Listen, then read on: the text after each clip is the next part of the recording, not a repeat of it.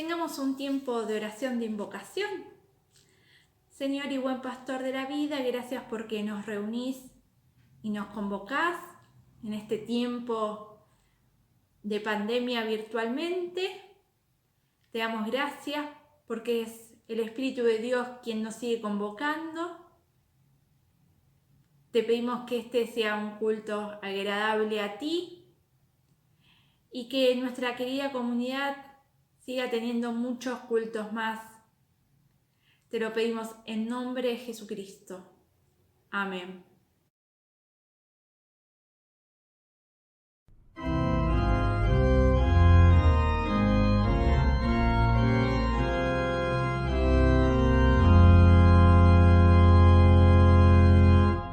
Al Dios de Abraham, su nombre celebrar, al que era, es y aún será magnificado, el solo eterno Dios, de todo es creador, al único supremo ser cantado.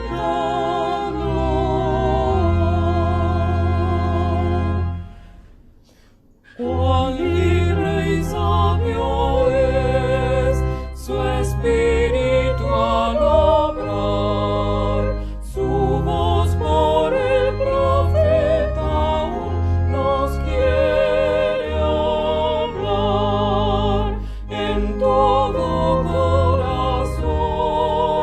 Su ley escrita está, es inmutable y siempre fiel en tierra y mar.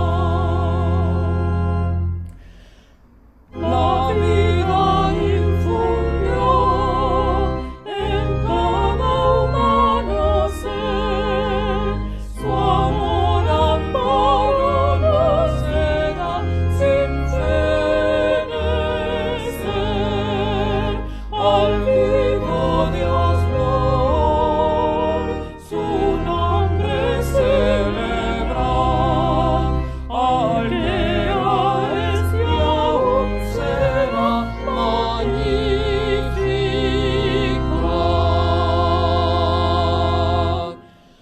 Amén.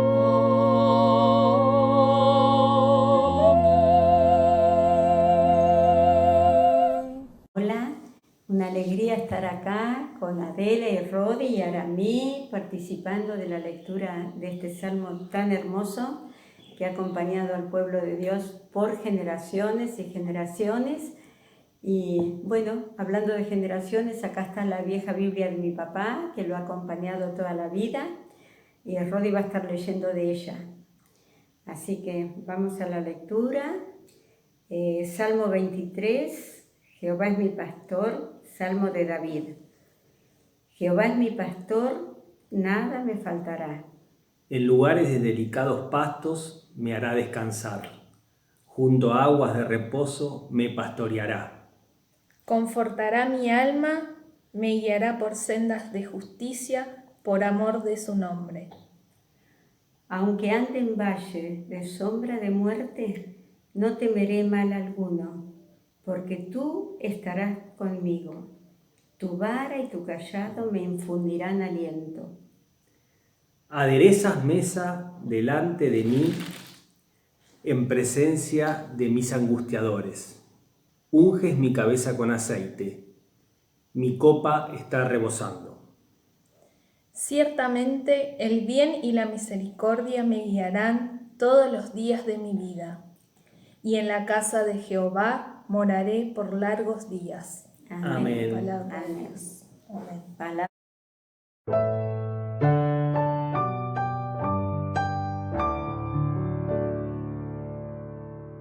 Es el Señor mi buen pastor y no me faltará.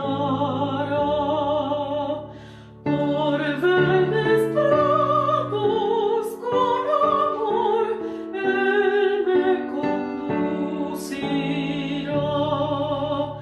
Por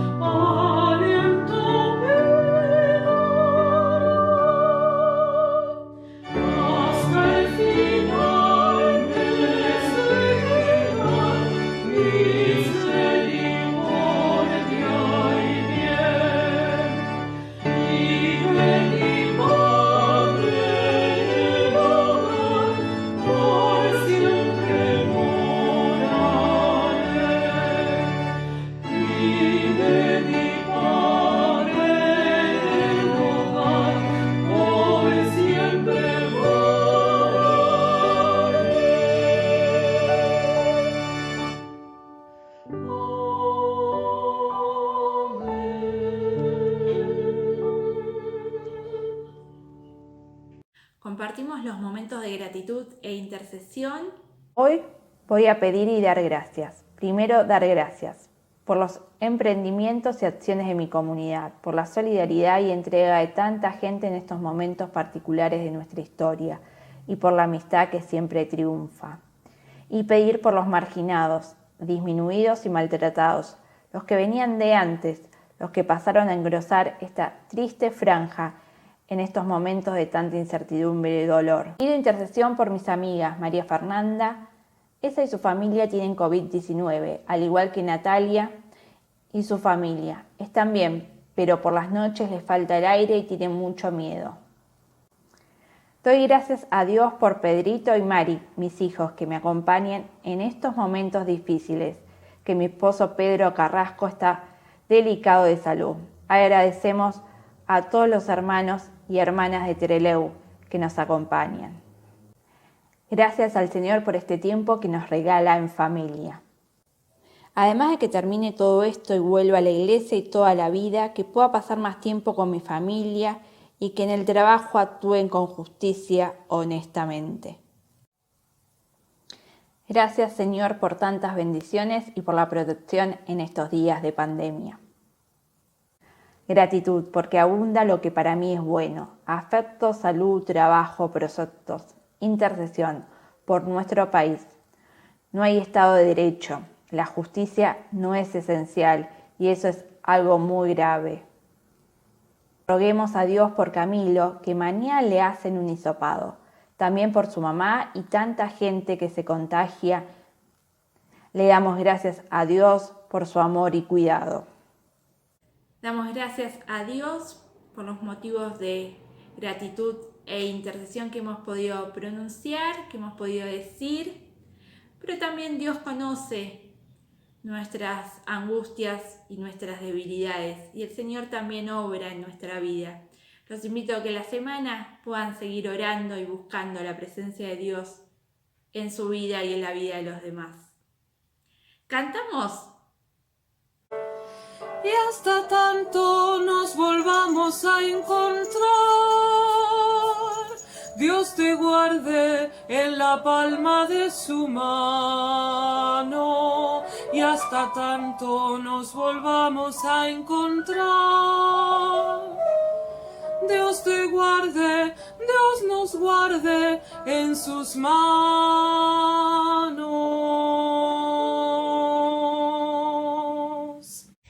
Filipenses 4 del 1 al 9. Alégrense siempre en el Señor. Por eso, mis queridos hermanos, a quienes tanto deseo ver, ustedes, amados míos, que son mi alegría y mi premio, sigan así, firmes en el Señor. Ruego a Evodia y también a Sintique que se pongan de acuerdo como hermanas en el Señor, y a ti, mi fiel compañero de trabajo, te pido que ayudes a estas hermanas, pues ellas lucharon a mi lado en la predicación del mensaje de salvación, junto con Clemente y los otros que trabajaron conmigo. Su nombre ya están escritos en el libro de la vida. Alégrense siempre en el Señor, repito, alégrense, que todos los conozcan a ustedes como personas bondadosas. El Señor está cerca. No se aflijan por nada, sino preséntenselo todo a Dios en oración. Pídanle y denle gracias también. Así Dios les dará su paz, que es más grande de lo que los hombres pueden entender. Y esta paz cuidará sus corazones y sus pensamientos, porque ustedes están unidos a Cristo Jesús. Palabra de Dios.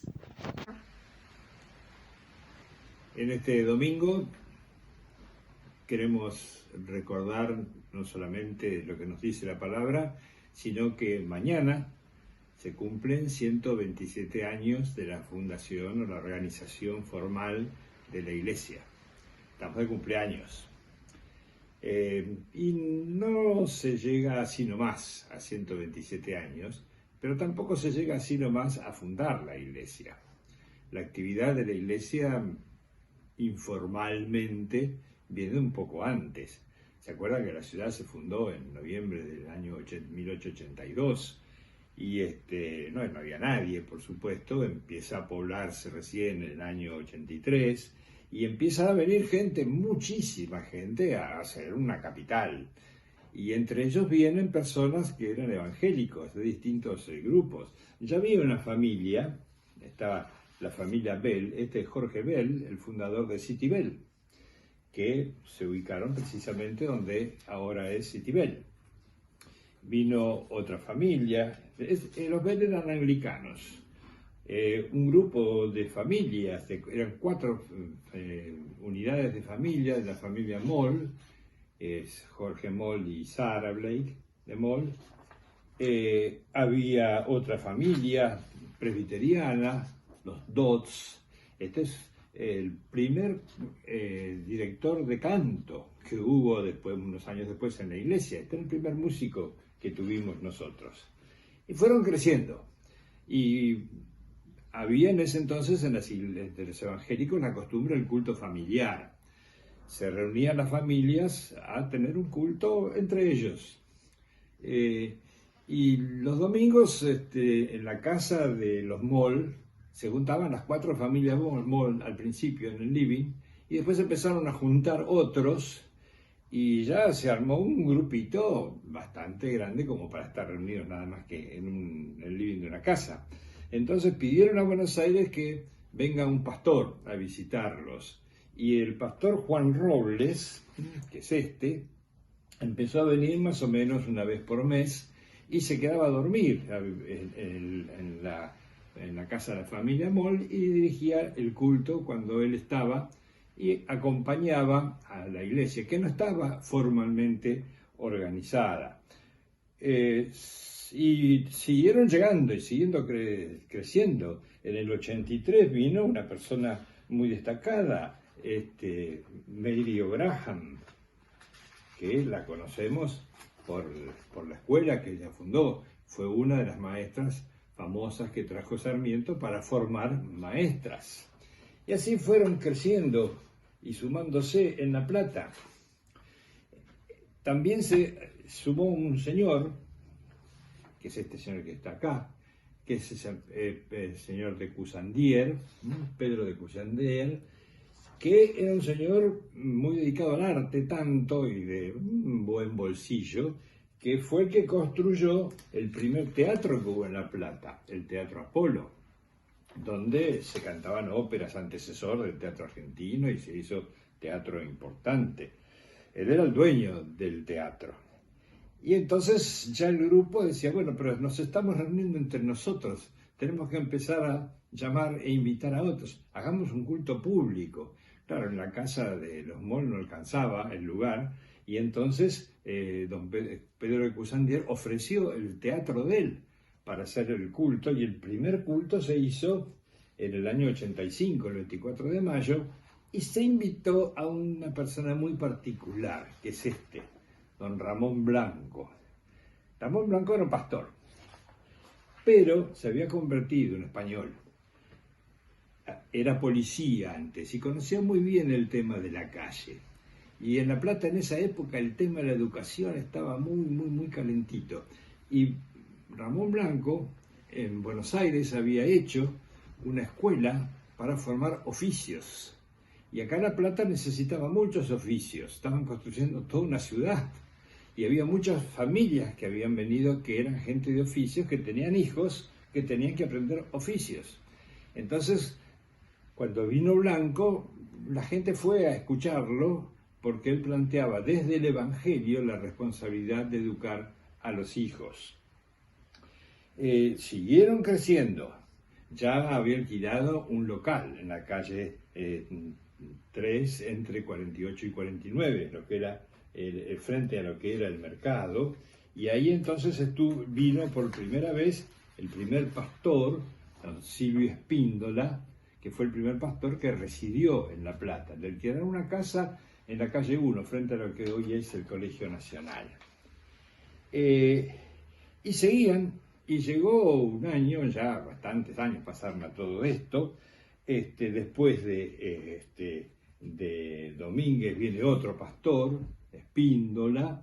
El pastor Espíndola hizo un trabajo también de crecimiento, Y en aquel entonces estaba muy activa la iglesia metodista en lo que se llama la itinerancia, es decir, los pastores estaban un par de años, de 2 y 4 años en un lugar y pasaban a otros.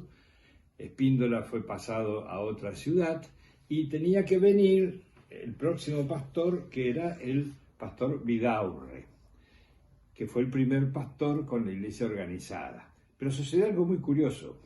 Se fue Espíndola y Vidaurre, que estaba en Chile en ese momento, por alguna razón que desconocemos, no llegó el día de la inauguración, el día de la organización de la iglesia.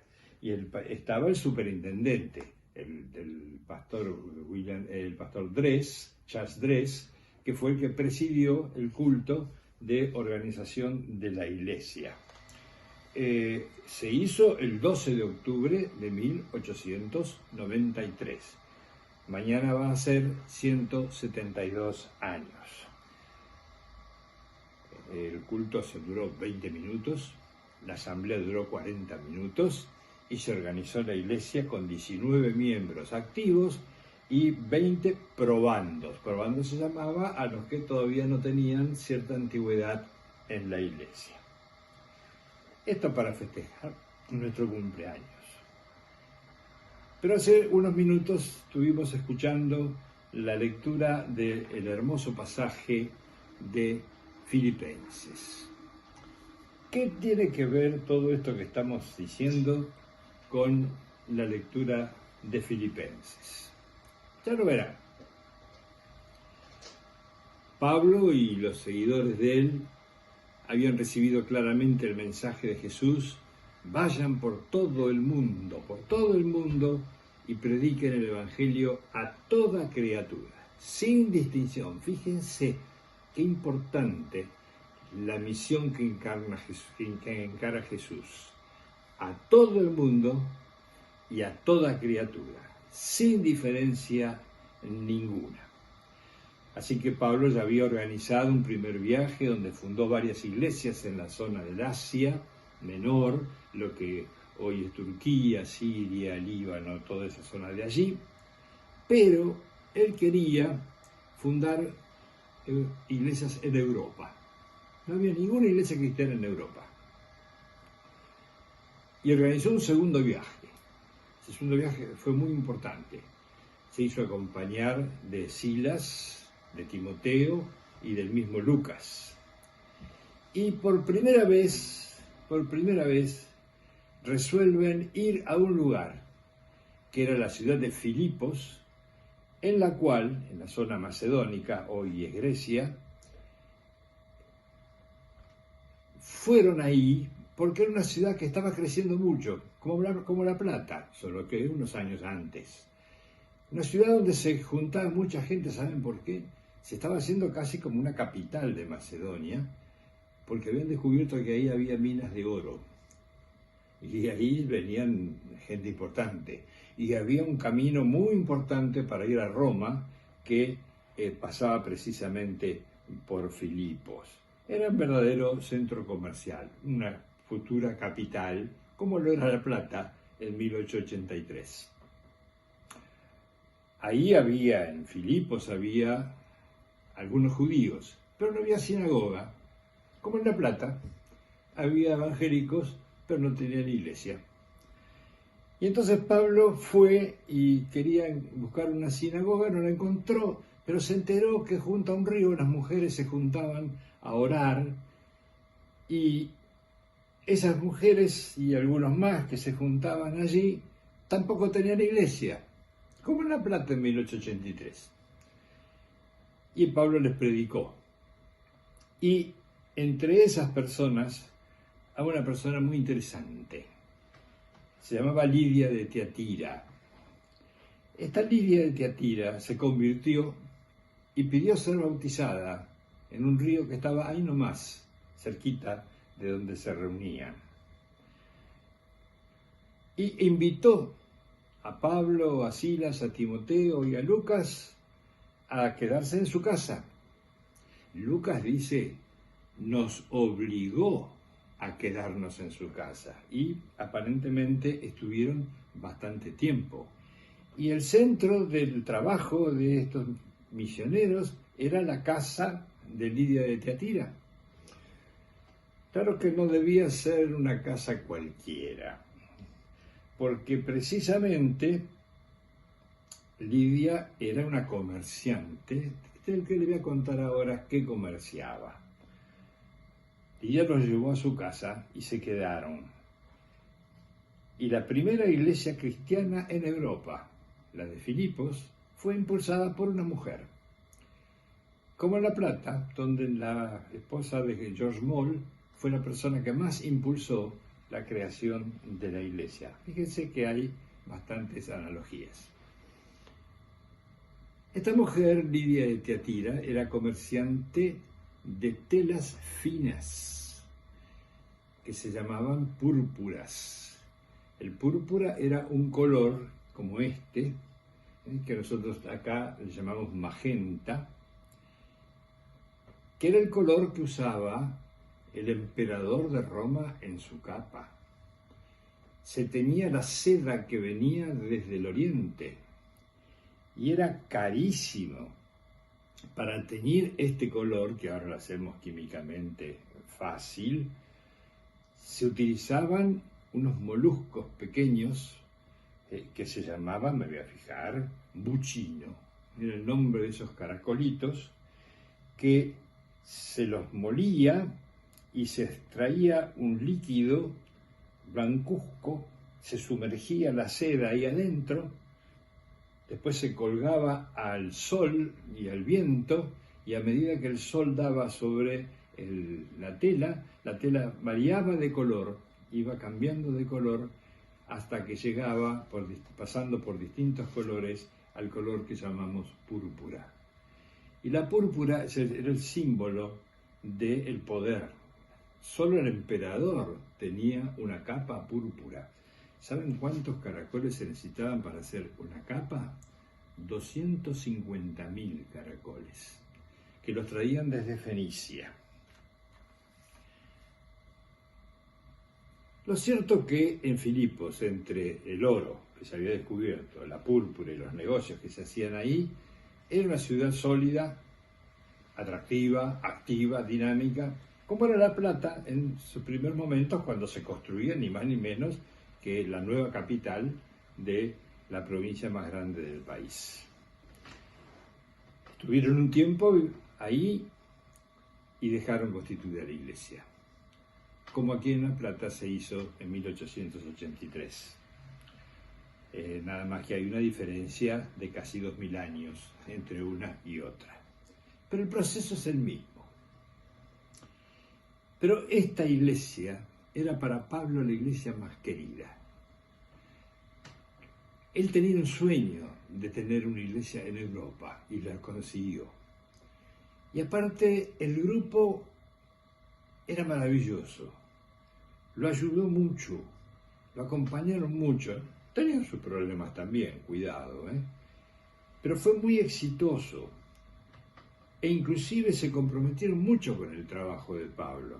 En la misma epístola de Filipenses, capítulo 4, relata Pablo que escribe esta carta desde la cárcel, estaba preso ya en Roma. Dice: cuando partí de Macedonia para anunciar el mensaje, fueron ustedes los únicos que me enviaron ofrendas, y cuando estaba en Tesalónica me enviaron ofrendas una y otra vez para mis necesidades. O sea que se habían comprometido. Y así como los filipenses amaban a Pablo, Pablo sentía también un fuerte afecto por ellos. Los amaba por su compromiso, por la forma en que ayudaron al ministerio, eran sus amigos íntimos y añoraba su presencia. Escuché la manera que Pablo se refiere a ellos en el capítulo 1, versículos 4 al 8, sintéticamente. Dice: cuando oro, siempre pido con alegría por todos ustedes, pues juntos hemos participado en la causa del Evangelio. Les tengo mucho cariño por el tierno amor de Jesucristo. La iglesia de Filipos ya a esa altura estaba enfrentando problemas. Ya empezaban las persecuciones de los romanos, el conflicto que había con los judíos se había extendido, y la iglesia de Filipos, como nos pasó a los platenses durante estos 127 años, tuvo sus persecuciones, tuvo sus presos, sus muertos, y pasaron dificultades, como lo hemos pasado nosotros y muchos otros también. Pero Pablo les escribe estas palabras: procuren que su manera de vivir esté de acuerdo con el Evangelio de Cristo.